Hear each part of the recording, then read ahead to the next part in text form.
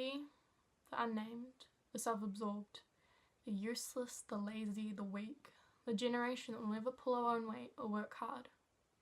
We are porcelain dolls. Perfectly painted, pretty pink porcelain dolls perched precariously upon tilting towers. Tilting towards the inevitable. The inevitable that apparently we all experience. That sinking feeling, that black hole. It's nothing new. My parents had it harder. They grew up fearing a war. My grandparents had it harder. They grew up during a war. My great-grandparents had it harder. They grew up fighting a war. We are fighting a war with ourselves, one that no one else can understand because it's trapped inside our heads, locked like prisoners in cells, wild storms in glass boxes, but again, self-absorbed. There will forever be someone who has had to fight harder, stand straighter, think smarter, be stronger.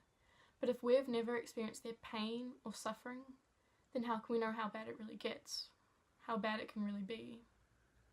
One person's hardship does not make yours irrelevant. Their pain does not somehow make you hurt less. But for some reason, we compare others' pain to somehow make them feel less. In a twisted way, less is beautiful. Humans are plotted as wanting more, but most of us just want less. Less of it all, because it all is too much.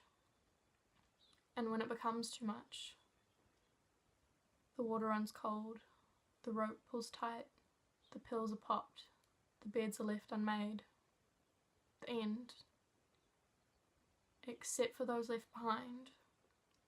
We have to keep breathing, keep thinking, keep feeling, keep being. It doesn't stop for those left behind. It just gets harder. We have become so numb to sex and violence on TV, but we constantly shy away from anything that could even remotely start a conversation. Which is what we need, what I'm asking for. A conversation. A conversation about the fact that New Zealand has the highest youth suicide rate in the world. A conversation about the fact that males over the age of 85 are the largest group to commit suicide. A conversation about the fact that males commit suicide at a greater rate than females. Yes, suicide. The word we have been tiptoeing around since the beginning. Male, 18, found in bathroom. Police are not looking for witnesses. Female, 13, bedroom. Unnatural cause of death. Male, 15, death linked to cyberbullying. The media is unable to report on suicide, saying that it's suicide in fear of copycats. But this restricts conversations that we could be having. And if we can't talk about it, then how can those that want to reach out and get help talk about it? It will always be difficult, but if we're open, then those that keep it bottled up will be open too. There is so much stigma about keeping everything hush-hush, but sweeping it under the rug will only cause someone to trip and fall. There is no way to sugarcoat an act where someone is in such an awful place that their only escape is to go against their natural instinct and end it all. No amount of pretty phrases or rhyming rambles can change the fact that we porcelain dolls need to be saved from our tilting towers. And lastly, I would like to remind you to be kind, to show kindness in everything you do and throw it around like confetti. Smile at everyone you meet, tell that person you love them and remind them at least once a day.